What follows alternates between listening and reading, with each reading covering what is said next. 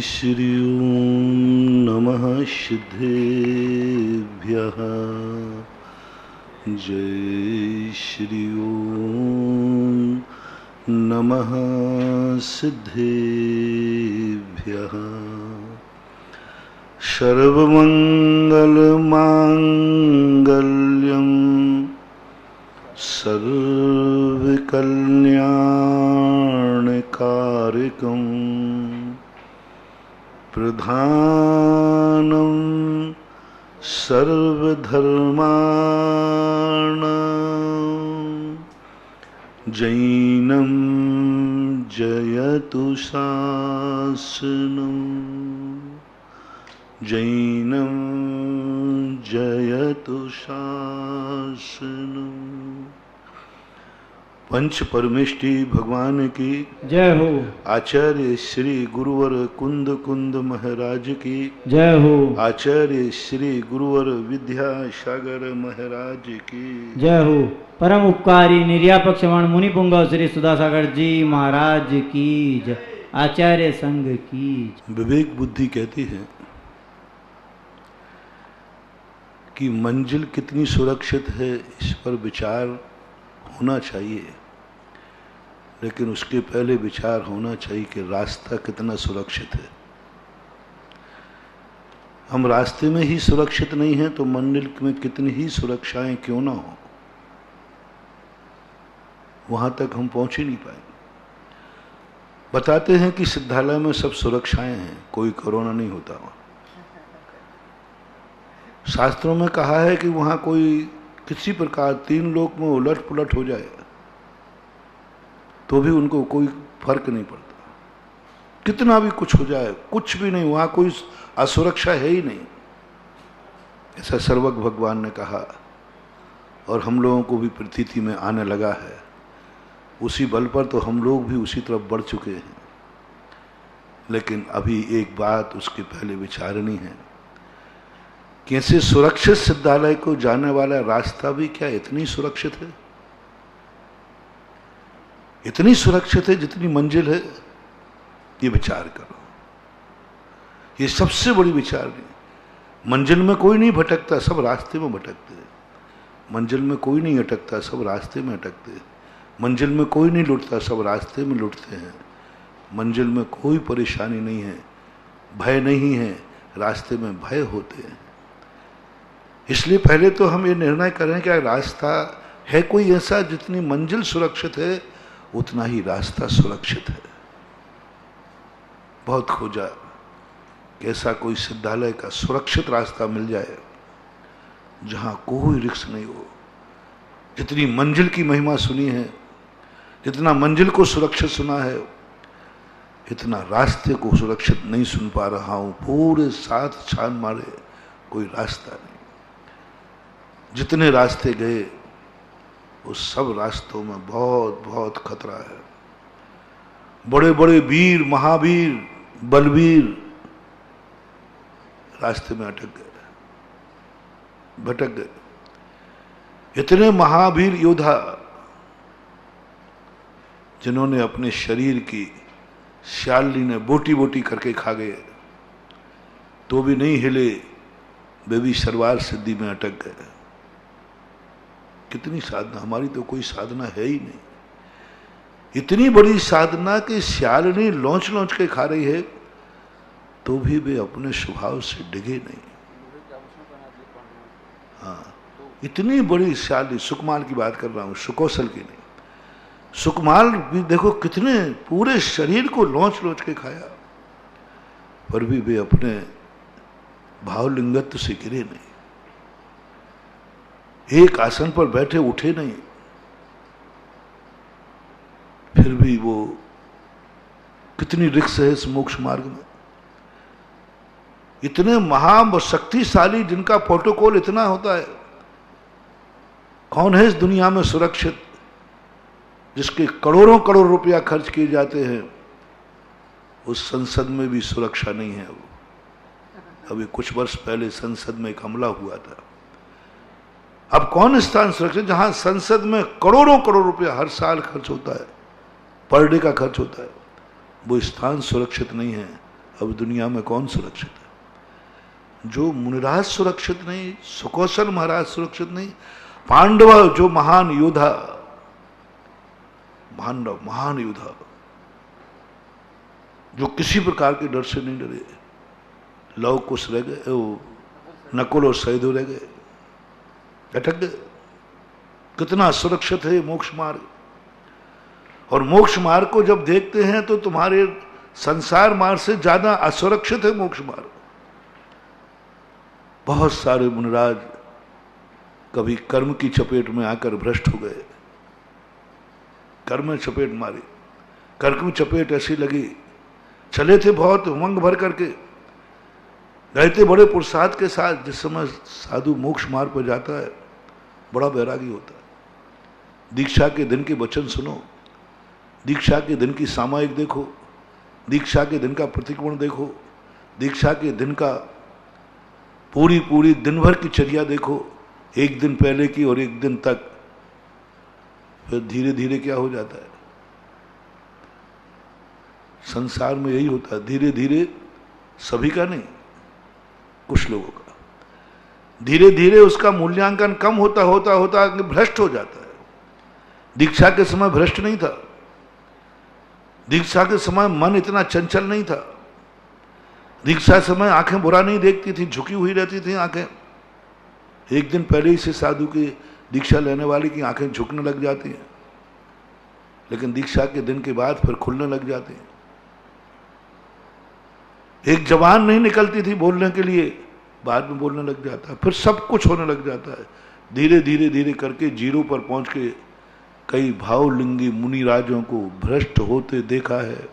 शास्त्रों का तो प्रमाण है ही, भावलिंगी 11वें गुण स्थान में पहुंचने वाले, यथाख्याचारित को छूने वाले भ्रष्ट हो गए।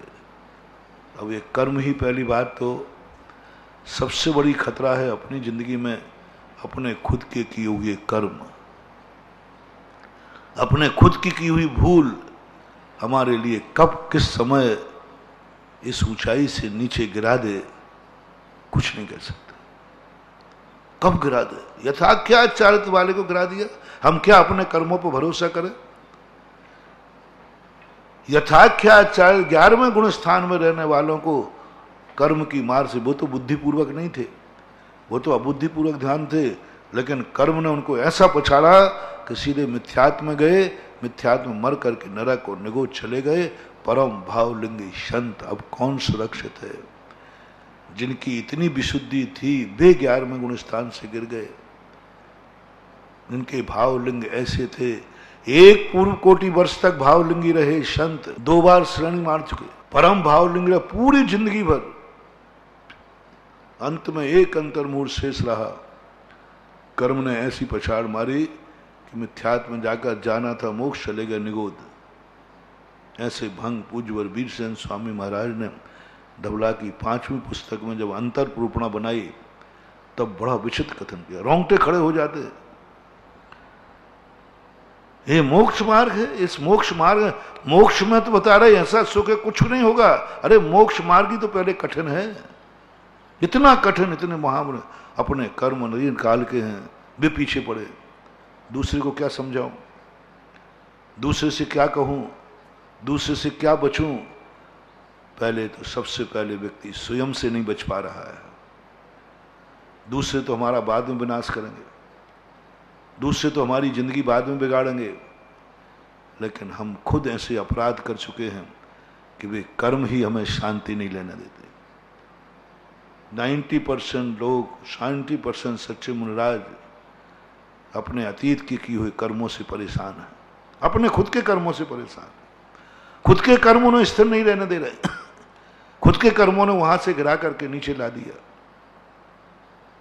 बार बार इन कर्मों का चिंतन करते हैं, लेकिन कुछ नहीं होता। एक कर्म उदय में आ जाए, थोड़ा सा ज्ञानावर्णी कर्म उदय आ जाए, सारे पुरुषार्थ जिंदगी भर के एक क्षण में खत्म हो जाते हैं। थोड़ा सा पित्त बढ़ जाए, ज्ञानावर्णी कर्म का सब कर्म, दर्शनावर्णी, मोहिनी आ जाए, असाता वेदनी आ जाए, तो बड़े बड़े समंत्रभद्र महाराज जैसे जो भावलिंगी संत थे, महान उद्भट आचार्य थे, कर्मों ने उनको भी पछाड़ कर मुनि पद छोड़ना पड़ा। मुनि पद छोड़ना पड़ा। परम भावलिंगी संत थे समंत्रभद्र महाराज। कौन है? कृष्ण ने उनको भ्रष्ट कर दिया। कोई दुनिया की ताकत थी? बड़े बड़े राजा महाराजाओं ने बंदी बनाए, जिनकी इतनी बड़ी ताकत थी कि राजा ने सांकड़ों से बेड़ियां डाल दी उनको बांध करके, लेकिन वो भी बंदी नहीं बना पाए, वो भी उनको धर्म से च्युत नहीं कर पाए। राजाओं के पास चले जाते थे, यदि बात करना है, हार जाए तो सीधी फांसी है। एक कोई राजा उनको बंदी नहीं बना पाया, लेकिन कोई मुनि पद से रहित नहीं कर पाया, और उनका कर्म ऐसा अशुभ कर्मोदय आया, मुनि पद छोड़ना पड़ा। क्या करें? आज चेता हूं, आज जागा हूं, लेकिन अतीत का कर्जा बहुत है। आज जागा हूं, आज चेता हूं, अतीत का कोई माफीनामा नहीं। राजनीति में तो बताते फिर भी है, सरकार कहती है कि मुझे जिता दो तो मैं तुम्हारे सब कर्जे माफ कर देंगे। यहां हम लोगों के लिए सब सोच रहा हूं कि हम लोग तो सब जो आप कहो वो करने को तैयार हो, फिर भी कहते नहीं, कर्म का लेखा जोखे का हम कोई हिसाब किताब नहीं है, वो तो चुकाना पड़ेगा, चुकाना पड़ेगा। सबसे ज्यादा डर दुनिया का नहीं लगता, किसी से डर नहीं लगता। कौन मेरे जीवन में बाधक बनेगा? कोई दुनिया में बाधक बनने वाला नहीं।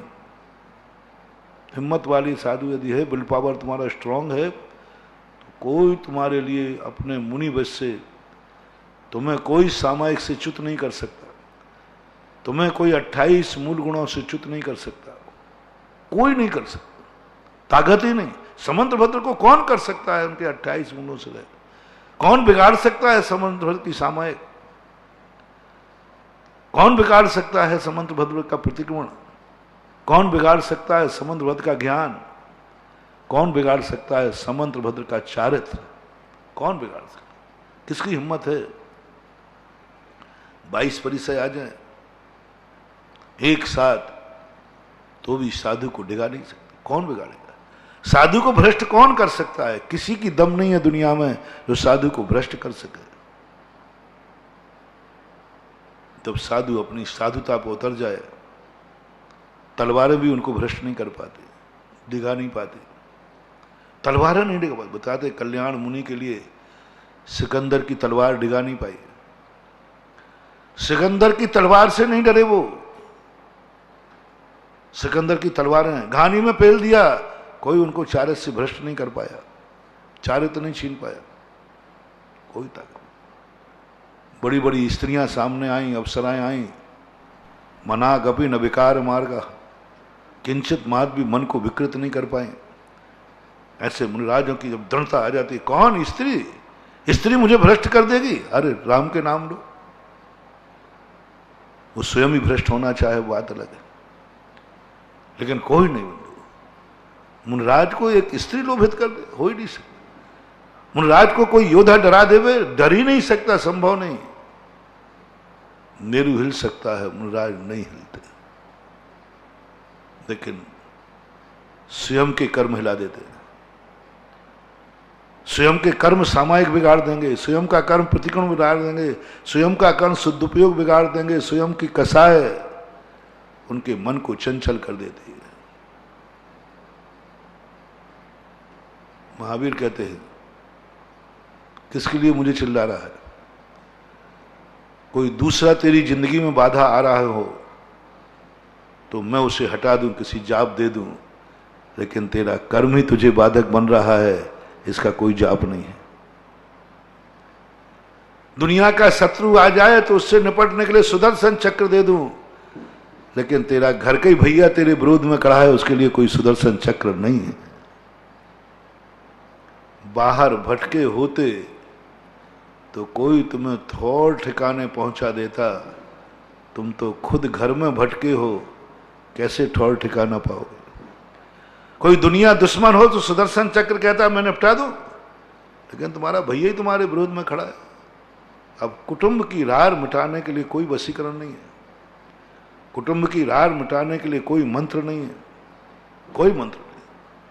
सबसे बड़ा चक्र होता है दुश्मन को मारने वाला सुदर्शन चक्र।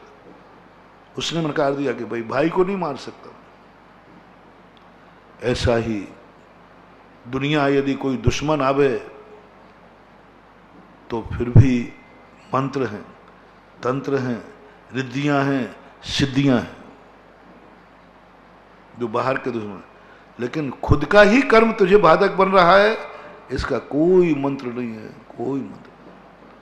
स्वयं कृतम कर्म यदात्मना फला, वो तो है, वो है अपना खुद का किया है कर्म।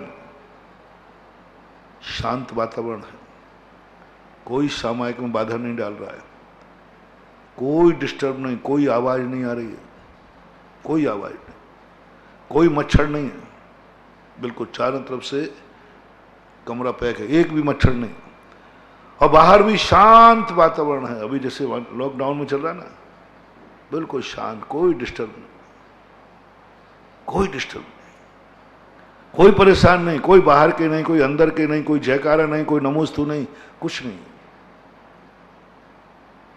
अब सामायिक में मन स्थिर क्यों नहीं हो रहा है? कौन बाधक है? कौन बाधक है? कौन बहिर्मुखी कर रहा है? स्वयं का कर्म। महावीर कहते हैं बस अब इससे आगे मेरा बस नहीं है, मेरी मर्यादा है, मेरी सीमा है, इससे आगे जो भी तेरी बाधा है वे तेरी स्वयं की है, और स्वयं की बाधाएं स्वयं को दूर करना पड़ेगा। मोक्ष मार्ग सबसे ज्यादा बाधक, 99% मोक्ष मार्ग में व्यक्ति जब भी शिथिल होता है, प्रमादी होता है, स्वयं के कर्मों से होता है। स्वयं के कर्म उसको विचलित कर देते हैं, स्वयं के कर्म उसे बहिर्मुखी कर देते हैं। कितना कठिन है मोक्ष मार्ग। फिर रास्ते में तो दुनिया भर के और भी प्रकृतिकृत उपसर्ग हैं, देवकृत उपसर्ग हैं, त्रियंशकृत उपसर्ग हैं, मनुष्यकृत अन्य भी कितने उपसर्ग हैं। सब उपसर्गों के बीच में कैसे सुरक्षित वहां पहुंचो? तो विचारणी यह है कल का प्रवचन से कि मंजिल सुरक्षित स्थान पर पहुंचना है, वो सुरक्षित स्थान है, पहले रास्ते में कैसे सुरक्षा करो। और पंचम काल में तो कल स्पष्ट कह दिया था, कितनी भी तेजी से जाओ, पंचम काल के कोई भी मुनिराज मंजिल पर नहीं पहुंचेंगे, क्योंकि उनकी जिंदगी की शाम रास्ते में होना है। कल बहुत बढ़िया उदाहरण दिया था, रेस्ट हाउस खोज लो, रेस्ट हाउस खोज लो। रेस्ट हाउस में रुकना पड़ेगा तुम्हें। पंचम काल के हर मुनि को रेस्ट हाउस में रुकना है, क्योंकि वो मंजिल पहुंच ही नहीं पाएगा। कितनी प्रयास करो, कितनी तेजी से जाओ, सिद्धालय नहीं मिलने वाला। रास्ते में रेस्ट हाउस है। अब रेस्ट हाउस की रात खतरनाक है। रेस्ट हाउस जंगल में है, रेस्ट हाउस लुटेरों की बस्ती में है, कबीरा तेरी झोपड़ी गल कटकन के बीच। रेस्ट हाउस संसार में है, रेस्ट हाउस संसार में है। जहां से तुम भाग रहे हो वहीं रेस्ट हाउस है, जिससे तुम भाग आए हो उन्हीं के रेस्ट हाउस में रुकना है। जिस संसार को तुम ठुकरा के आए उन्हीं की शरण लेना है, जिस संसार को तुम ठुकरा के आए उन्हीं की शरण में जाना है, क्योंकि रेस्ट हाउस उनकी जमीन पर है। रेस्ट हाउस रास्ते उन्हीं की जमीन पर है। दो चीजें खतरनाक महानुभाव, एक तो रेस्ट हाउस जो बद्ध का है वो संसार में है, चतुर्गति में है, मार्गणाओं में है, रुकना पड़ेगा। तुम कहाँ, इसलिए मैं कह रहा हूं मुनि बनते ही तुम दुनिया से बिगाड़ के मत जाना। पंचम काल के जीवों को खास तौर से कहा, तुम ये मान के मत जाओ जैसे धर्मशाला का कमरा छोड़ते हो, अब मुझे इसमें थोड़ी रहना, गंदा करके छोड़ के जाओ, गंदा कर दो, मुझे खुद इसमें थोड़ी रहना थोड़ी है, अब तो मैं छोड़ के जा रहा हूं। ये आदत तुम्हारी बहुत गंदी आदत है। ये आदत तुम्हारी आदत, यदि तुम्हारी मुनि बनोगे मोक्ष जाने के मोक्ष मार्ग पे चलोगे तो इस संसार को गंदा करके जाओगे, बुरा करके जाओगे, बुराई करके जाओगे, झगड़ के जाओगे। मुझे लेना देना क्या है घर वालों से, मुझे क्या लेना क्या है इन संसार से, मुझे क्या लेना देना पुण्यहीनों से, मैं तो मोक्ष जा रहा हूं। मैंने कहा बेटा, मन से कहा, आज यदि तू संगपति के चक्कर में आ गया, मैंने कहा साहब तुमने कहा है तो तुम पधारो। नहीं, आपको पधारना है, आप मेरे अंडर में चलेंगे, आपको जाना होगा वहां, नहीं तो आज के बाद तुम्हारा रास्ता अलग, हमारा रास्ता अलग है। उनकी बस ये जो वाक्य तुम साता हो गई। पहले तो वो बोला तो इस प्रकार, अब ये बात कही साता, मन अब साता हो गई, तेरा रास्ता अलग, यदि आप नहीं गए वहां तो तुम्हारा रास्ता अलग, हमारा, हम फिर आपके साथ विहार नहीं करेंगे, आपको विहार नहीं कराएंगे, फिर राजस्थान में आपको अकेले विहार करना पड़ेगा।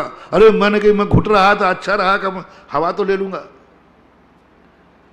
मैंने कही पधारो साहब, और जिस रास्ते से मुझे जाना था मैं गया, मैं नहीं गया वहां। वो कहता ठीक है, वो भाग गया, चला गया, और इतनी कसाई बना ली उसने, वो कसाई बन रहा, वो बहुत कसाई बन रहा, फिर वो आया ही नहीं। मैंने कोई फर्क नहीं पड़ता, वो एक गया, आज राजस्थान में जी रहा। गुरु का दिया हुआ संस्कार, राजस्थान में आज तक कोई भी साधु इतने समय नहीं टिक पाया। बुंदेलखंड में आचार्य श्री के अलावा कोई नहीं टिक पाया, और आज तक राजस्थान में कोई भी साधु इतने समय नहीं टिक पाया। मेरी तो कहो जिंदगी यहीं नहीं निकल जाए पूरी। बोलो ठाठ से टिका हूं कि मजबूरी में। राजस्थान के लोग मुझे सौभाग्य मान करके रोकते हैं कि दादागिरी पर रुक रहा हूं, बोलते नहीं हूं। हाँ क्या पता मेरी दादागिरी से तुम रोके हो, सौभाग्य मानकर। अभी तो राजस्थान में ऐसे लोग हैं जो हम 10 भवों तक भी यदि यहां चतुर्मास करते रहें, भवों तक, तो भी ऊबने वाले। मैं बिजौलिया वालों से पूछता, मैंने कि अब तो 15 महीने हो गए, अब तो ऊब जाओ रे। मैं पूछ लेता हूं डायरेक्ट इनडायरेक्ट,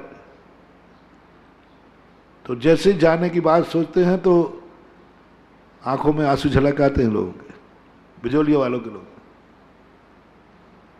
यानी 15 महीने के बाद भी अभी हमारा संग भार नहीं है।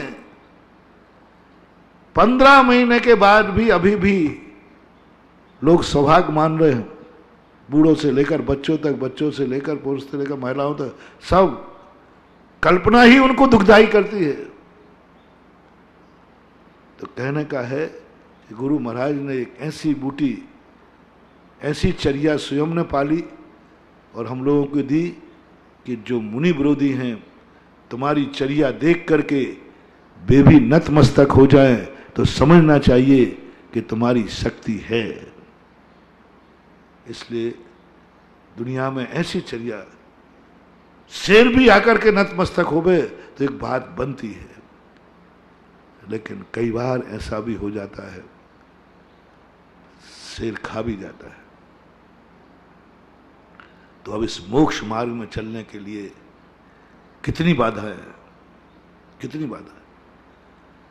मुनि भक्ति मुनि विरोधी में खड़े एक बाधा, मानव ही उपसर कर रहा है दूसरी बाधा। वातावरण आज कितना दूषित बना हुआ है, अब क्या करें।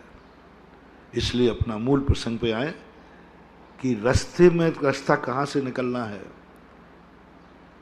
संसार को ज्यादा ठुकरा के मत जाओ। अपना मूल कर रहा था कि जाते समय 6 महीने पहले से कुछ अच्छा करके जाओ। मैंने आपको मालूम है, एक दिन कहा था प्रवचन, कभी झगड़ के अलग नहीं होना। 6 महीने पहले से बहुत अच्छे हो जाओ, बहुत अच्छे हो जाओ, बहुत अच्छे। आप ही सब परिवार में तुम्हें अलग होना है, भाई भाई को 6 महीने पहले से तुम घर में इतना प्यार बांटो, इतना प्यार बांटो कि तुम्हारे अलग होने पर सारे घर वाले रो पड़े। तुम इतना प्यार बांटो 6 महीने पहले ऑफिसर जहां रहे हो, प्रत्येक ऑफिसरों से कहना है, खास तौर से अपने भक्तों से, कि तुम कैसे रहा। मैं 3 साल का हिसाब नहीं पूछ रहा हूं, 6 महीने पहले तुम ऐसा वातावरण बानो कि जब तुम्हारी विदाई हो सारे लोगों की आंखों में आंसू हो। ऐसा कुछ करो। ऐसे ही तुम्हें घर में अलग होना है ना, हो जाओ, लेकिन 6 महीने पहले की तैयारी बता रहा हूं। 6 महीने पहले घर में इतना प्रेम, इतना वात्सल्य, इतना आनंद कि तुम्हें अलग करते समय हर व्यक्ति आंख में आंसू बहा रहा हो, रो रहा हो, घर का भाई भी, घर के परिवार के भी। और यदि आपको इस दुनिया से अलग होना है, मरना है, मरना है, मरना पक्का है। हर मरने वाले से मैं कहता हूं, सबको मरना है। कम से कम 6 महीने पहले जिंदगी में तुमने क्या किया मैं नहीं पूछूंगा, 6 महीने पहले इतने अच्छे हो जाओ, इतने अच्छे हो जाओ, लोग कहने लग जाएं ये क्या हो गया, ये व्यक्ति इतना सुधर गया। जिसका मन खोटा था 6 महीने पहले मन पवित्र कर लेना। वचन खोटा था 6 महीने पहले गाली मत देना। वचन को इतना मीठा बोलो, इतना मीठा बोलो, इतना अच्छा बोलो वचन से। 6 महीने पहले, जिंदगी की नहीं बात कर रहा हूं, क्योंकि अब तुम्हें जाना है, तुम्हें जाना है तो 6 महीने पहले से अच्छा बोलो, अच्छा करो, बहुत पावन करो। रात में तुमने जिंदगी भर खाया, 6 महीने पहले बंद कर दो। गुटखा खाए 6 महीने पहले बंद कर दो। शराब पी 6 महीने पहले बंद कर दो। जो कुछ भी तुमने व्यसन किया, मरने के 6 महीने पहले बंद कर देना। कभी मंदिर नहीं गए, 6 महीने पहले जाना शुरू कर दो। कभी अभिषेक नहीं गया, 6 महीने करना शुरू कर दो। हर व्यक्ति तुम इतने हो जाओ कि लोग समझने लग जाएं कि ये दानव था, आज मानव ही नहीं देवता बन गया है। बस 6 महीने पहले की बात, 6 महीने की बात मेरा कहना मान लो बस। बनारसी दास ने भी लिखा कि 6 महीने की बात कह रहा हूं। देखो, जिंदगी भर तुम्हारी बात के लिए मैं, मात मरने के 6 महीने पहले तुम बिल्कुल निर्मल, मन भी निर्मल, तन भी निर्मल, वचन भी निर्मल, सब कृत निर्मल। और जब तुम मरो, बताते हैं कि मरने वाले की गति कौन सी हुई है, रोने वालों से पता कर लो कि कितने रो रहे हैं, कौन कौन रो रहा है। पड़ोसी भी रो रहा है कि नहीं, नगर भी रो रहा है कि नहीं, कौन रो रहा है, किसकी आंख में आंसू हैं। 6 महीने पहले साधुओं के लिए भी कहा, 12 साल का टाइम दिया वैसे हम लोगों को, फिर भी 6 महीने का समय। साधु से कहा कैसा भी कुछ किया हो, उत्तमार्थिक प्रतिक्रमण, ये क्या है उत्तमार्थिक, अंत में सब कुछ निर्मल हो जाओ, ऐसी चर्या कर लो, उन 6 महीनों में सब कुछ होता है। देवताओं के बढ़ावे 6 महीने का जो चित्रण किया ललितांग का, महाबल आदिनाथ के जीव का, बहुत सुंदर वर्णन महापुराण में आया। जब ललितांग देव मरने की स्थिति आ गई तो विषाद को प्राप्त हो गया, बहुत खेद को प्राप्त हो गया, मेरा सब छूटेगा, मेरा सब छूटेगा। उनकी देवी थी, आखिरी देवी थी स्वयं प्रभा, वो विषाद को प्राप्त हो गया। सामानिक जाति के देवों ने उन्हें संबोधन किया, सामानिक जाति के देवों ने, कि तुम सागरों पर्यंत रहने के बाद भी आज भी विषाद कर रहे हो। संबोध का समय नहीं, ये 6 महीने जो तुम्हारी माला मुरझाई है, ये 6 महीने पहले जो तुम्हें वार्निंग दी गई है, यही तुम्हारा पुण्य है। मरने का समाचार जिस व्यक्ति को मिल जाए, उससे बराबर पुण्यात्मा कोई नहीं कि मैं मरने वाला हूं। देवताओं को मरने का पहले 6 महीने पहले उनको समाचार मिलते, माला मुरझा जाती है, शरीर मिलान पड़ जाता है। माला अकेले नहीं मुरझाती, शरीर में भी कांतिहीन हो जाते, कपड़े भी कांतिहीन हो जाते, कुंडल भी कांतिहीन, मुकुट भी कांतिहीन हो जाता है, और लोग भी व्यवहार करना छोड़ देते हैं, सम्मान करना। सबसे बड़ी बात कही, उस देवता का जब 6 माला मुरझाते ही सब, जैसे जिस ऑफिसर का पता चल गया कि ट्रांसफर होने वाला है, फिर क्लर्क भी नहीं सुनते, चुनाव आते ही नेता की कोई नहीं सुनता, बोले बस जाने वाला। ऐसा अपनी पृथ्वी पर होता है, ऐसे ही वहां देवता में उनका कोई मान ही नहीं करता, सम्मान नहीं करता, कोई नहीं देखता, मरने वाला है तो 6 महीने बाद निपट जाएगा। लोग अपमान करना शुरू कर देते हैं देवताओं का, क्योंकि अभी जा रहा है, इससे लेना देना क्या है। तब सामान्य जाति के देव ललतांग को संबोधित करते हैं, ये तुम्हारा अपमान नहीं कर रहे हैं, ये दुनिया का स्वरूप है। ललतांग देव बोधि को प्राप्त होता है और अंत में 5.5 महीने लगे समझाने में, सामान्य देवों को समझाने में, उसके गम को दूर करने में विषाद। जब 15 दिन शेष बचे तब ललतांग देव ने सब वैभव छोड़ करके चैत्यालय में जाकर पूजा शुरू कर दी। पूरे स्वर्गों में जाकर के सब अकृत्रिम चैत्यालयों की वंदना की 15 दिन में, और आखिरी दिन जिस दिन आया 16वें स्वर्ग की वंदना करने गया। 16वें स्वर्ग की उसने अंत भावना हुई कि मुझे 16वें स्वर्ग में जो देव हैं, अकृत्रिम चैत्यालय हैं, उनकी वंदना करना। और 16वें स्वर्ग के देवों की वंदना करने गया और वहीं मंदिर में ध्यान लगा के बैठ गया, मूल शरीर से नहीं, विक्रिया से, लेकिन देवताओं। और वहीं पर 16वें स्वर्ग के चैत्यालय में ध्यान लगा करके उसने अपने शरीर को विलय प्राप्त कर दिया। यानी 6 महीने में जिंदगी, बहुत लंपटी था, बहुत रागी था, निदान बंद करके गया था ना वो तो, लेकिन उस 6 महीने में उसकी जिंदगी सुधर गई। आपसे भी मेरा कहना है, 6 महीने पहले शिवकोटि महाराज कहते हैं 6 महीने पहले मरने का पता चल जाए, सुधार ले अपनी जिंदगी, बहुत अच्छा करके जाओ, अच्छा जी के जाओ, अच्छी तरह करो, सबके सामने हाथ जोड़ लो, क्रोध करके मत जाओ, पैरों से कुचल के मत जाओ। देखो क्या बात कही, मरने के पहले अब मर ही रहा हूं, सबको कुचलते हुए जाओ, नहीं, मरने के पहले खम्मामी सब जीवाणाम सभ्य जीवा खुद, सबसे क्षमा मांग के जाओ, बड़ों से भी, छोटों से भी, सबसे क्षमा मांगो। दुनिया कहे कि कितना विनयशील था, छोटे भी कहे कि देखो मेरे से भी क्षमा मांगी थी उतने बड़े महामुनिराज ने, पेड़ पौधे भी कहे, कीड़े मकोड़े भी कहे, हमसे भी क्षमा मांगी महामुनिराज ने। ये चर्चा होना चाहिए। यानी कहने का अभिप्राय ये है कि जिस दुनिया से तुम जाना चाहते हो उस दुनिया को गंदा करके मत छोड़ना। जिस दुनिया के बीच में से तुम जाना चाहते हो उनसे बुराई लेके मत जाना, झगड़ा करके मत जाना, क्योंकि अभी तुम मंजिल में नहीं पहुंचे हो, रास्ते में है, और रास्ता दुश्मन के घर के सामने से निकलता है। बोलो, ये मुनि प्रत का रास्ता किनके दरवाजे से जा रहा है? असैमी गृहस्थ के दरवाजे, गृहस्थ के दरवाजे जा रहा है। इन श्रापकों से, दुनिया से इतनी घृणा मत कर लो, अभी तुम्हें जरूरत पड़ेगी आहार की, अभी जरूरत पड़ेगी तुम्हें विहार की। इनसे इतना घृणा मत करो, क्योंकि तुम्हारा मुनि प्रत का रास्ता गृहस्थों के घर से जाता है। इतना तुच्छ मत समझो गृहस्थों को, इतनी उपेक्षा मत करो, उनको पैर की जूती मत समझो। कहो मुझे तुमसे लेना देना क्या है, कोई मतलब नहीं, मैं तो मोक्ष जा रहा हूं। जिनवानी कहती है बहुत बड़ी भूल कर रहे हो साहब आप, अभी हाल वो कहेगा महाराज जी यहां से आप नहीं निकल सकते, क्या कर लोगे? परोपरोधाकरण। यदि किसी ने कह दिया यहां से नहीं निकल सकते, अब निकल के दिखाओ, बोले क्यों? बड़ी हैकड़ी करके गए।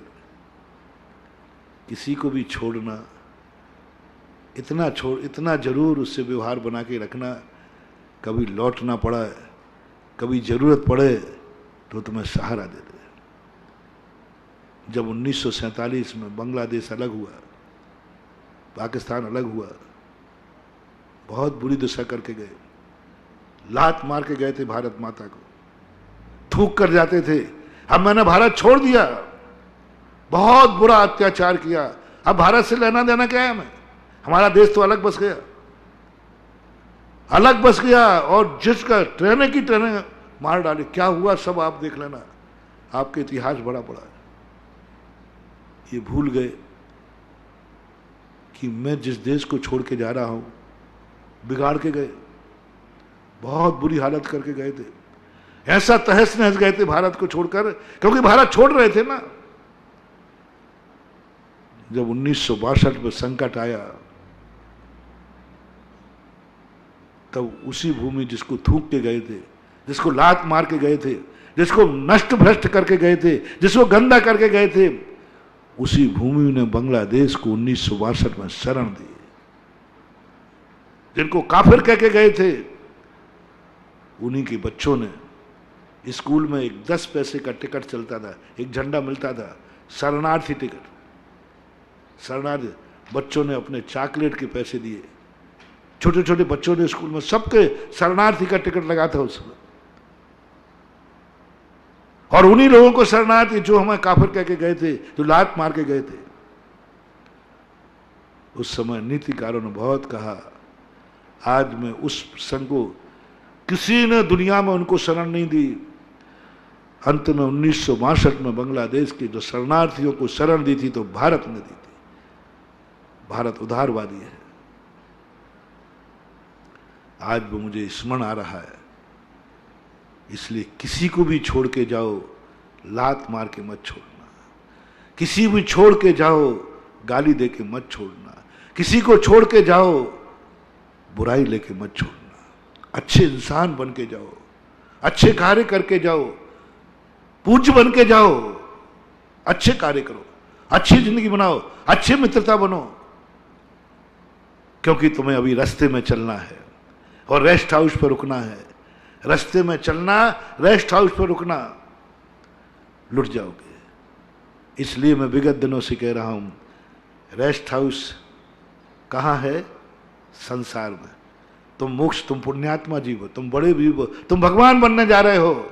संसार तो तुम्हारा दास है। पुण्यहीन से बना के चलना। मुनिराज से कहा, तुम श्रावक से बना के चलो, तुम कीड़े मकोड़ों से बना के चलो, क्योंकि रास्ता उन्हीं के दरवाजे से जाना है। समझो मेरे जो प्रवचन अभी 15 दिन से चल रहे हैं, समझो कहां अत्याचार हो रहा है, कौन इस संसार का तहस नहस कर रहा है, कौन तुम्हें विघ्न डालेगा? पुण्यहीन, पुण्यवान नहीं। पांडवों को हथकड़ी किसने पहनाई? पुण्यहीन ने, पापी ने। गजकुमार को सिगड़ी किसने लगी? पुण्यहीन, पापी ने। 500 मुनियों को घानी में किसने पेला? पुण्यहीन, पापी ने। कौन डिगाएगा तुम्हें? पुण्यहीन, पापी। जो तुमसे पुण्यवान है वे तुम्हें डिगाने में समय खराब नहीं करेंगे। पुण्यहीन है वो तुम्हारी जिंदगी। बड़े आदमियों को हमेशा छोटों के मुंह नहीं लगना चाहिए, क्योंकि वो 2 मिनट में तुम्हारी इज्जत उतार देंगे, क्योंकि उनकी इज्जत है ही नहीं। तुम क्या उतारोगे?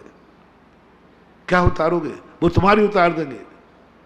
इसलिए हमेशा कहा, नीच लोगों के मुंह नहीं लगना, इज्जत वाले लोग लगते भी नहीं, और बल्कि हो सके तो उनसे। इसलिए आप लोगों से मेरा कहना है, अपन सबसे कहना है, इस पंचम काल में अपन को संसार में रहना है। मंजिल सुरक्षित है, लेकिन रास्ते में सुरक्षित रहना है। यदि रास्ते में सुरक्षित नहीं ले पाए तो मंजिल मिलेगी कैसे? हम यही तो भूल कर रहे हैं। मंजिल की सुरक्षा के ख्वाबों में रास्ते में सुरक्षित नहीं रह पा रहे। अपन को रास्ते में सुरक्षित, और रास्ते में सुरक्षा कौन करेगा? कौन करेगा तुम्हारी सुरक्षा? बड़ा आदमी नहीं करेगा, तुम्हारा बॉडीगार्ड नहीं बनेगा, कोई नहीं बनेगा। करेंगे पुण्यहीन, करेंगे सूकर जाति के लोग, करेंगे पुण्यहीन, पाप कर्म का भोग रहे हैं, करेंगे तुम्हारे स्थावर जीव, करेंगे तुम्हारे पुण्यहीन। महावीर ने सबसे बड़ी कला मुनि को दी। तुम सोचो, करुणा, अनुकंपा, आस्तिक्य के पहले, श्रद्धा के पहले अनुकंपा रख दिया। अनुकंपा, दया करो। अनुकंपा पुण्यवानों पे नहीं, पुण्यहीनों पे करो अनुकंपा। और जिसके पास अब आपको निर्णय करना है, आपके कितने प्रशंसक हैं जो पुण्यहीन हैं? पुण्यहीन कितने प्रशंसक हैं आपके? पुण्यहीनों के बादशाह बनो। पुण्यहीन तुम्हें मालिक मान लें। पुण्यहीनों के सामने तुम्हारी जिंदगी ऐसी हो जाए जो पुण्यहीन कहें कि तुम साधु नहीं हो, भगवान हो। एक बार का प्रवचन हमारा, भगवान कौन बनेगा? मरने के बाद जो भगवान बनता है, उसके पहले वो जीते जी पहले दुनिया का भगवान बनता है। दुनिया का भगवान क्या तुम्हारी जिंदगी में तुम, और पुण्यवान तो तुम्हें भगवान मानने वाला है नहीं, ये तो पक्का मानना। सिद्ध परमेष्ठी तो तुम्हें सिद्ध भगवान मानेंगे नहीं, पक्का है। तुम्हें कोई भगवान मान सकता है तो पुण्यहीन मान सकता है। सिद्ध भगवान तो तुम्हें बड़प्पन देंगे नहीं, कोई छोटा ही पुण्यहीन तुम्हें बड़प्पन दे सकता है। पुण्यवान तो तुम्हारी जयकार बोलेंगे नहीं, कोई पुण्यहीन ही जयकार बोल सकता है। पुण्यवान तो तुम्हें उच्चासन पर बैठा लेंगे नहीं, पुण्यहीन ही कोई तुम्हें उच्चासन दे सकता है। फैसला कर लो, पुण्यहीन। क्या तुम पुण्यवानों की, पुण्यहीनों की दृष्टि में भगवान हो? कौन कौन तुम्हें भगवान मानता है? साधु के भेष में भगवान, साधु के भेष में भगवान बनने की साधना करना ही भगवान बनने का रास्ता है। साधु के भेष में भगवान बनो पहले, तब भगवान बन पाओगे। जो दुनिया का भगवान नहीं बन पाया, जो साधु में भगवान बनने के समान नहीं पूछ पाया, उसको कभी साक्षात भगवान बनने का मौका नहीं मिलेगा। अब बोलो, साक्षात भगवान बनना सरल है महानुभाव, लेकिन दुनिया का भगवान बनना कठिन है, बहुत कठिन है। क्योंकि साक्षात तो वो भगवान है ही। दुनिया मन मार के कहते कि हाँ भगवान है, लेकिन तुम मुनि हो और लोग भगवान मान रहे। शास्त्रों में एक बात आई कि साक्षात भगवान से ज्यादा कर्मों का क्षय जिनबिंब से होता है। जिनेन्द्र भगवान की मूर्ति ज्यादा चमत्कारी है साक्षात भगवान से। निधत्त निकाचित कर्मों का क्षय साक्षात जिनेन्द्र के दर्शन से नहीं होता, मूर्ति से होता है, क्योंकि इसमें विशुद्धि ज्यादा है। साक्षात भगवान को तो दुनिया भगवान कह देगी, लेकिन आंखें कह रही हैं पाषाण है और श्रद्धा कह रही है भगवान। साक्षात से भी ज्यादा, द्रोणाचार्य से भी ज्यादा चमत्कार उनकी मूर्ति में था। द्रोणाचार्य साक्षात गुरु को पढ़ाया, कुछ नहीं पढ़ पाया, और एक द्रोणाचार्य की मूर्ति से पढ़ा एकलव्य, सबको मालूम है उसकी महानता थी। वो एक मिट्टी के पुतले में गुरु देख रहा था। अब देखो भाई, एक तो गुरु में गुरु देख रहा है और एक मिट्टी के पुतले में गुरु देख रहा है, चमत्कार कौन सा है? मिट्टी वाला। इसलिए अपना चमत्कार ज्यादा है, अपन को पाषाण भगवान दिखते हैं, भगवान दिखते हैं, ये चमत्कार है। बस यही साधना अपन को करना है। पाषाण है लेकिन भगवान दिख रहा है, तुम मुनि हो, तुम्हें दुनिया, तुम्हारे अंदर दुनिया को भगवान दिखने लग जाए। दुनिया कहे मुनराज आए हैं, बोले नहीं मेरे भगवान आए, मेरे भगवान आए। ये साधना कितनी कठिन है। साक्षात भगवान बनने के लिए क्या करना है? ध्यान करना, मन को मारना है, जंगल में चले जाओ, दुनिया में अकेले बैठ जाओ, ध्यान में बैठ जाओ, भगवान बनने का रास्ता है। बहुत छोटा सा रास्ता है, ज्यादा रास्ता नहीं। भगवान बनना कठिन नहीं है रे महानुभाव, कुछ नहीं करना, एक अंतर मुहूर्त में भी भगवान बन जाओगे, एक क्षण में।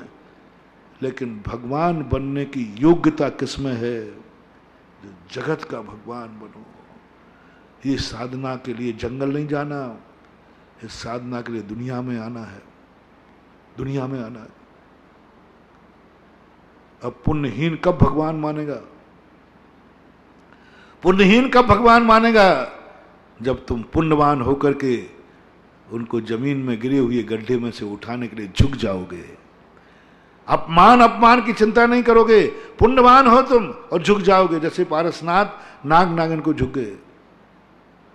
तुमने कभी पुण्यहीन के लिए अपना कुछ त्यागा है? पुण्यहीन के लिए कभी कुछ सोचा है? पुण्यहीन की तरफ कभी देखा है? पुण्यहीन के कारण से तुम्हारी आंख में कभी आंसू आया है? पुण्यहीन के दुख को देखकर तुम्हारी आंख रो पड़ी हो? पुण्यहीन को लेकर के तुम दौड़ पड़े हो कभी? पुण्यवानों के पीछे तो बहुत दौड़े हैं, पुण्यवानों के पीछे तो सारी दुनिया दौड़ती है, पुण्यहीन के पीछे दौड़ो, वे तुम्हें भगवान बनाएंगे। इसलिए पहली साधना 8 दिन पहले का प्रवचन था, जिनको भगवान बनना है वे पहले साधु भेष में दुनिया की दृष्टि में भगवान बने। अब उसके लिए तुम्हें क्या करना है, हम 8 दिन में बता चुके क्या करना है। यदि तुम्हें देव बनना है तो साक्षात गृहस्थ लोगों, तुम तो देव बनोगे, तो पहले तुम अपने घर में देवता, घर के लोग तुमसे कहें वो तो मेरे घर में देवता है। माँ की दृष्टि में अरे मेरा ये बेटा तो देवता है, पिता की दृष्टि में ये तो मेरा घर का देवता है, पत्नी की दृष्टि में मेरा घर पति तो देवता है, भाई की दृष्टि में मेरा भाई तो देवता है। क्या तुम घर के देवता हो? क्या घर के देवता हो? जिस घर में तुम रहते हो, महाराज ये घर तो मुझे छोड़ना है, मर रहा हूं, भूल में मत रहना, मैंने पहले ही कह दिया, नरक जाओगे। जिस घर में रहते उस घर को जो नरक बना के मरता है वो नरक में जाता है। सीधा सिद्धांत ले लो, जो घर को नरक बनाता है, जो घर में नारकी बन के रहता है, नारकी किसे कहते हैं?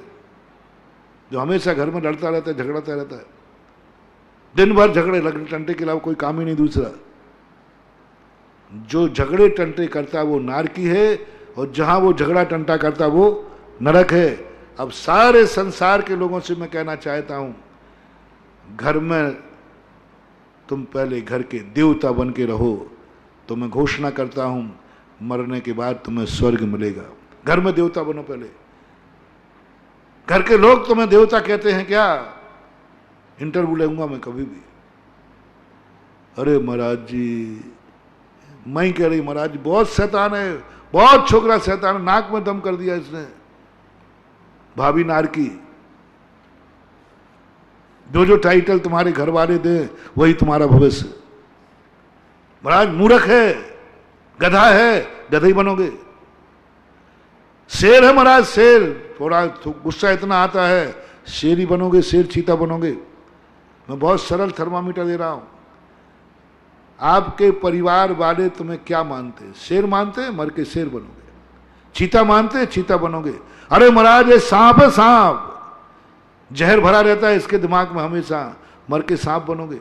महाराज बिल्कुल गधा है, गधा, मर के गधा बनोगे।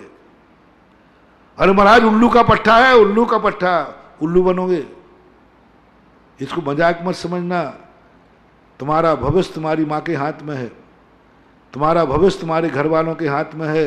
घर वाले तुम्हें क्या मानते हैं वही तुम्हारा अतीत है, वही तुम्हारा भविष्य है,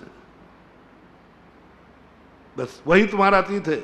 या तो तुम वहां से आए हो, उस कारण से घर वाले तुम्हें ये मान रहे हैं, या तुम्हें वहां जाना है इसलिए घर वाले तुम्हें मान रहे हैं। इसलिए आप लोग घर के देवता बनने का प्रयास करो, घर में सज्जन करो। घर का हर व्यक्ति कहता है ये तो देवता है, सज्जन है, गऊ है, हमारे घर की नाक है, घर की शान है, घर की इज्जत है। माँ बाप कह रहे हैं जब से घर में आया है हमारा मान दिन दुना रात चौगुना बढ़ गया है। घर की इज्जत है ये मेरा बेटा, घर की शान है ये मेरा बेटा। मैंने मस्तक कभी उठा के नहीं जिए, इस मस्तक ने मेरा मस्तक उठा के दिया। मैंने कभी स्टेज पर सम्मान नहीं पाया, बेटे ने सम्मान दिला दिया। मेरे घर में बेटा क्या है? साक्षात देवता का रूप आया है। ये साधना हर गृहस्थ को करना है। अपनी मां की दृष्टि में देवता बनो बेटा, और हर पति पत्नी को करना है। पत्नी की दृष्टि में तुम देवता बन जाओ। पत्नी कभी कहे मेरा पति नहीं है, देवता है, देव पुरुष है, मैंने कितने पुण्य किए, मैंने ऐसे देवता को पाया। नाम ही तुम्हारा देवता रखना है। हे देव पुरुष, हे आर्य, क्या तुम्हारी पत्नी तुम्हें देव मानती? क्या उसकी दृष्टि में देव हो? यदि पत्नी की दृष्टि में नारकी हो तो बिल्कुल निश्चित समझना तुम नरकों में ही पड़ोगे, और पत्नी की दृष्टि में देव हो तो नियम से स्वर्ग में जाओगे। पत्नी को देख लो, आप किसका नाम लो? बेटे का देख लो। अब माँ बाप, बेटे की दृष्टि में क्या है? बेटा कहता है मेरे माँ बाप, ओह मेरे माँ बाप साक्षात देवता हैं। मैं तो भगवान से ज्यादा अपने माँ बाप को पूछता हूं। माँ बाप ही मेरी पूजा है, माँ बाप ही मेरे भगवान हैं, माँ बाप ही मेरी जन्नत है, माँ बाप ही सब कुछ है, मैंने कितना पुण्य किया। क्या बेटा तुम्हें देवता मान के पूछ रहा है? बेटा कह रहा है कि मेरी पूजा माँ बाप हैं। जाओ, ऐसे माँ बाप मर करके जो बेटे की दृष्टि में देवता हैं, वो मर करके माता पिता नियम से साक्षात देव बनेंगे। अब आइए और बड़े देवता, जितने बड़े देवता बनते जाओगे, पड़ोसी की दृष्टि में आप क्या है? पड़ोसी की दृष्टि में यदि आप देवता हैं तो और बड़े देव। नगर की दृष्टि में आप क्या हैं? और बड़े देव। सारे मुल्क की दृष्टि में क्या हैं? देवता। और गुरु की दृष्टि में तुम क्या हो? गुरु की दृष्टि में लो और बड़े देवता, सम्यक दृष्टि देवता। सम्यक दृष्टि देवता बनना है तुम्हें तो गुरु की दृष्टि में क्या हो? गुरु तुम्हें क्या मानते हैं? ओहो, ये गृहस्थ नहीं है, ये तो गृहस्थी में है। चेले उपश्रेष्ठ मुनि लो। इसकी चर्या तो देखो, मुनियों जैसी चर्या है। कितना भद्र परिणामी है, कितना ज्यादा। यदि गुरु की दृष्टि में तुम देवता बन गए तो मर करके स्वर्गों में सम्यक दृष्टि देवता बनोगे। फैसला आपको करना है। और यदि आपने जहां रहते हो उसको स्वर्ग बनाना है, पहला शुरुआत करो, घर को स्वर्ग बनाना है, फिर शुरुआत करो मोहल्ले को स्वर्ग बनाना है, फिर शुरुआत करो नगर को स्वर्ग बनाना है, फिर शुरुआत करो तीर्थ क्षेत्रों को स्वर्ग के अकृत्रिम चैत्यालय बनाना है। कैसे बनेंगे? इन मंदिरों को, इन तीर्थ क्षेत्रों में ऐसा बनाओ इन क्षेत्रों को कि लोग राग द्वेष से रहित, झगड़े टंटों से रहित। कमेटियों वाले राग द्वेष कर रहे हैं, इनसे मंदिरों के अतिशय घटते हैं। जिस कमेटी में जितने राग द्वेष करने वाले होंगे, अहंकारी होंगे, तू मैं करेंगे, मेरे से नहीं पूछा, मेरे से नहीं पूछा, बिना कुछ, इनका अंदर से अतिशय घटते हैं। जो मंदिरों के विकास को देख करके इसलिए जलते हैं कि मेरा नाम नहीं होगा, वो करेगा तो मुझे कौन पूछेगा। मंदिरों के अतिशय घटने वालों का मूल कारण, सबसे बड़े पापी है वो व्यक्ति जिनके कारण मंदिरों के अतिशय घटते हैं। और मंदिरों के अतिशय सबसे पहले कोई घटाने वाला है तो कमेटी। इस कमेटी में कॉम्बिनेशन कितना है, इस कमेटी में संगठन कितना है। जब जब कमेटी में पदों के लिए लड़ाई हो जाए, मुझे कोई पद नहीं मिला, मेरे लिए आगे नहीं हुआ, मैं पदाधिकारी होकर मेरी कोई पूछी नहीं है, उतना ही ज़्यादा मंदिरों का अतिशय घट रहा है। कमेटी वालों से मेरा बहुत अच्छी तरह से निवेदन है, मेरा दुश्मन भी है तो उससे कहना है, कभी पद के लिए, तीर्थ क्षेत्र के पद के लिए कभी लड़ना मत, बर्बाद हो जाओगे। तुमने क्षेत्र को राजनीति का अड्डा बना रखा है, तुमने पदों के लिए बना रखा है। अरे यहां सेवक बनाया जाता है, पदाधिकारी नहीं बना जाता, और तुम पद के लिए लड़ रहे हो। तुम्हें पद नहीं मिला तो बुराई कर रहे हो। ध्यान रखना, एक दिन ऐसा पुण्य क्षय होगा कि तुम घर के पदाधिकारी भी नहीं रहोगे, यानी घर के मुखिया भी नहीं रह पाओगे। घर में भी तुम्हारा कोई पद नहीं रहेगा, ना तुम बेटा रहोगे, ना बेटा पद रहेगा, ना बाप का पद रहेगा, ना मामा का पद रहेगा, ना नाना का पद रहेगा। सारे पद खत्म होकर के तुम मात्र एक अकेले निपट बचोगे, क्योंकि तुम मंदिरों में पदों के लिए लड़े थे।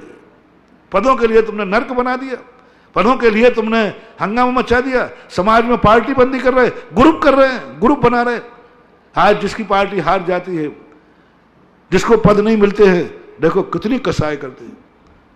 बहुत करुणा दया करके कह रहा हूं रे, ऐसा पुण्य क्षय होगा, कल आंसू पहुंचने वाला नहीं मिलेगा। निधत्त निकाचित कर्म है ये, जो मंदिरों के को पद न मिलने पर बुरा मानते, मंदिर ही आना छोड़ देते, ग्रुप बनाना शुरू कर देते, तहस नहस करते। समाज से मेरा कहना है, ऐसे लोगों को मंदिरों से दूर करना, उनको पदों पर मत बैठालना जो पदों के लिए मरते हैं, पदों के लिए लड़ते हैं, पदों की चाहत करते हैं। ये मंदिरों को बर्बाद कर देंगे, नहीं मानूंगा। और जो पदों पर बैठे हैं, मंदिरों की मीटिंग देखो, कमेटियां देखो कितनी बुरी तरह होती है, कितने राग द्वेष होते हैं। तुम पदाधिकारी हो कि राग द्वेष कर, इतने राग द्वेष करते हैं कसाई। वो कसाईयों से ज्यादा कसाई ये हैं जो कमेटियों में बैठ करके राग दे, बस वो कुछ नहीं, काम तो अच्छा हो रहा है, बस मेरी पूछ नहीं है, मेरी बकत नहीं है, मेरी कोई इज्जत नहीं है, मुझे कोई पूछता नहीं है, इतने मात्र के लिए हंगामा खड़ा कर देते हैं, विघ्न डाल देते हैं, काम को होने नहीं देते, समाज में फूट डालते, ग्रुप बनाना शुरू कर देते हैं। सावधान महानुभाव, स्टेज से फरमान जारी कर रहा हूं, मत करो ऐसी गलती, बहुत बड़ा नुकसान हो जाएगा। इसलिए कमेटियों में आओ तो ऐसे आओ, लोग कहें जब से कमेटी में आए हैं हमारा तीर्थ से स्वर्ग बन गया है, जब से कमेटी में आए हैं सामंजस्य हो गया है, कमेटी में आए हैं देखो क्या वात्सल्य और क्या काम हो रहे हैं। कोई भी काम करता है हमेशा खुश रहते हैं कोई भी काम करे, हाँ बेटा करो, हमसे दस्तखत करवा लो, अकेले हमसे दस्तखत, खुश होते हैं। बच्चा भी करे तो हिटलर होता है, मैं पदाधिकारी हूं, मेरे बिना पूछे क्यों हुआ। और सच्चा भक्त कहता है मेरे से पूछने की क्या जरूरत पड़ी है, काम हुआ ही है ना, काम हुआ है, बस खत्म है। ये दो विचार मैंने कह दिए। जब कोई भी काम करे और आपको खुशी हो जाए तो समझ लेना आपका भविष्य अच्छा है, और जब कोई काम करे और तुम्हारे से ना पूछे और तुम्हें विकल्प आ जाए, समझ लेना तुम्हारा भविष्य अंधकारमय है। तुम्हारा एक दिन ऐसा पुण्य क्षय होगा कि आंसू पहुंचने वाला भी कोई मिलेगा नहीं। समय आपका हो गया। महावीर भगवान की। निर्यापक क्षमण मुनि पुंगव श्री सुधासागर जी महाराज की जय।